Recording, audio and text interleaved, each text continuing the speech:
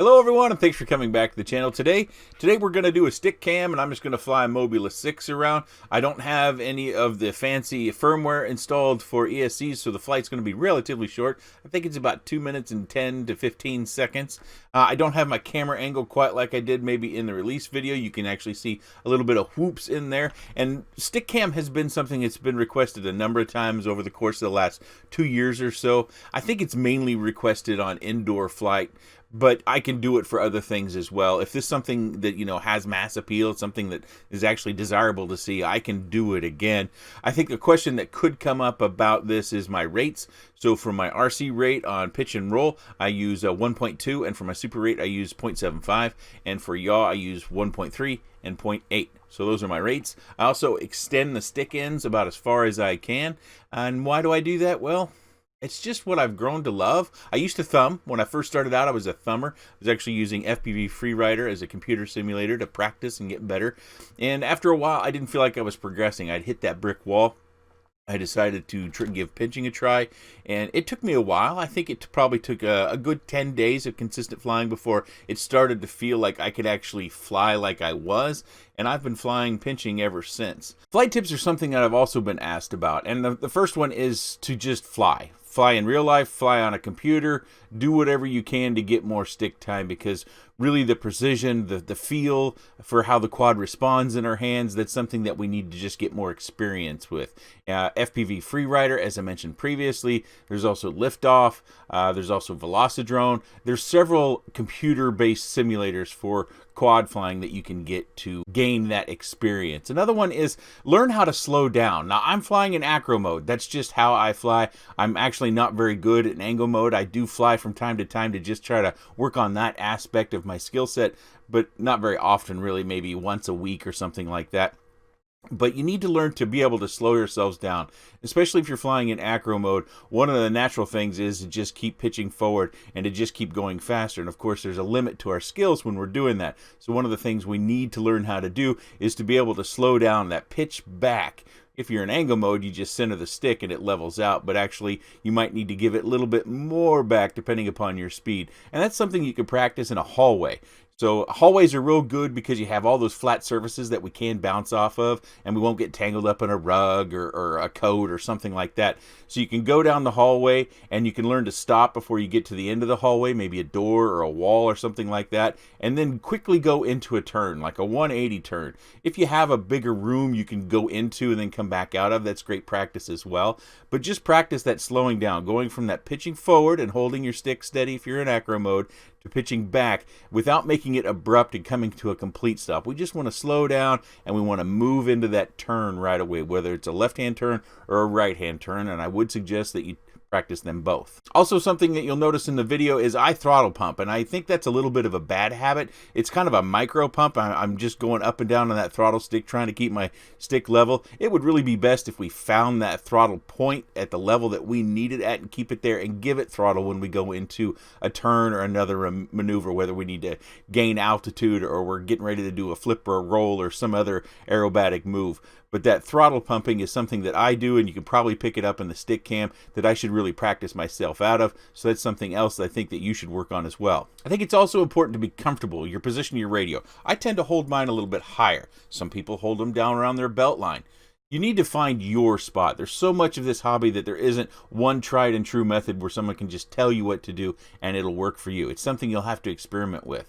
Some people like a wider remote like the QX7. Some people like a more small remote like I do, like the X-Lite.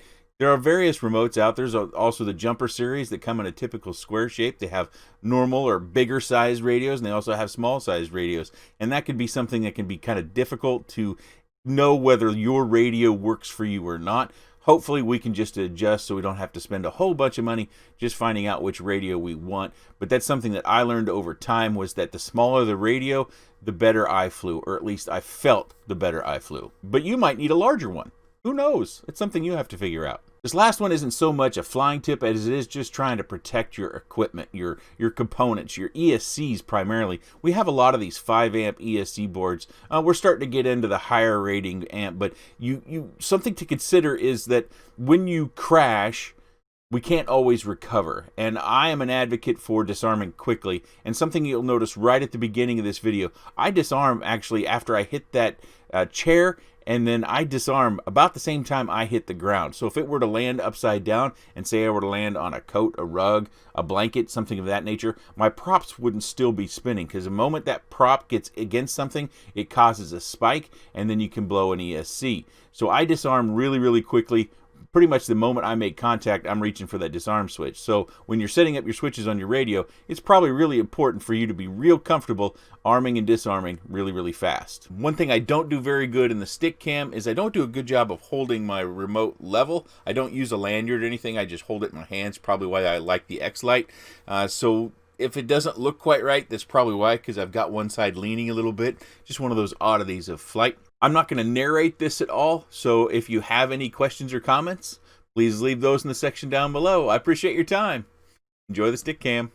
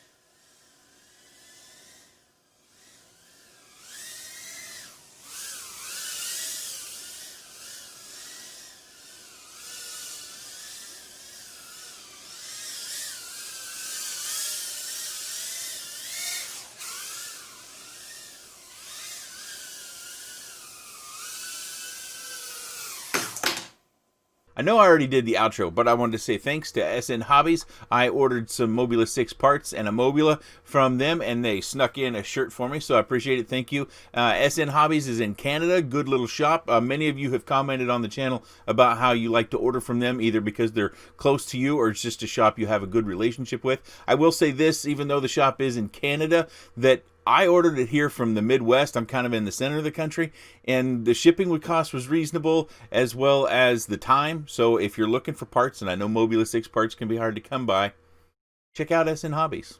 All right, I'm not going to do the outro. I've already done that once. Have a good evening.